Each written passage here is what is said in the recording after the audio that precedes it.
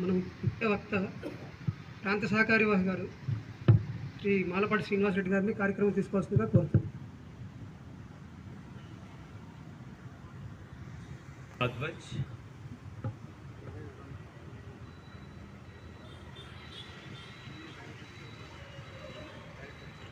ఈరోజు రాష్ట్రీయ స్వయం సేవక సంఘ ఆధ్వర్యంలో మన రామలింగేశ్వరపేట బస్తీలో విజయదశమి ఉత్సవాన్ని మనందరం కూడా జరుపుకుంటున్నాం. సంఘానికి ఈ విజయదశమి 100 సంవత్సరాలు.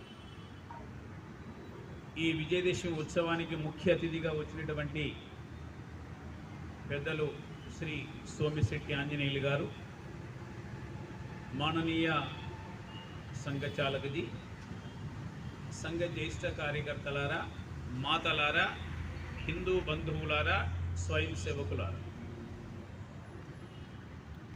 రాష్ట్రీయ స్వయం సేవక సంఘ హిందూ సమాజ 1925లో ప్రారంభమై ఈ సంవత్సరము 100 సంవత్సరాలు రాష్ట్రీయ స్వయం సేవక సంఘం. డాక్టర్ కేశవ బలిరామ్ హెడిగేవార్జీ రాష్ట్రీయ స్వయం సేవక సంఘాన్ని ప్రారంభం చేశారు. హిందూ సమాజ సంఘటన కొరకు సమాజంలో సేవాభావాన్ని, దేశభక్తి భావాన్ని కావాలి అని చెప్పేసి అలాంటి మంచి వ్యక్తుల యొక్క నిర్మాణము వేలాది సంవత్సరాలుగా అమ్మ ఒడి బడి గుడి ఈ 3 ఇస్తుండేవి మన సమాజంలో. వ్యక్తి నిర్మాణం ద్వారా సమాజ నిర్మాణం ద్వారా రాష్ట్రము, దేశం యొక్క నిర్మాణము జరుగుతుందని డాక్టర్ హెడిగేవార్జీ ఆలోచించారు. డాక్టర్ హెడిగేవార్జీకి రాష్ట్రీయ స్వయం సేవక సంఘాన్ని ప్రారంభం చేయాలి, వ్యక్తి నిర్మాణము ద్వారా సమాజ నిర్మాణము, తద్వారా దేశ నిర్మాణము జరగాలనే ఆలోచన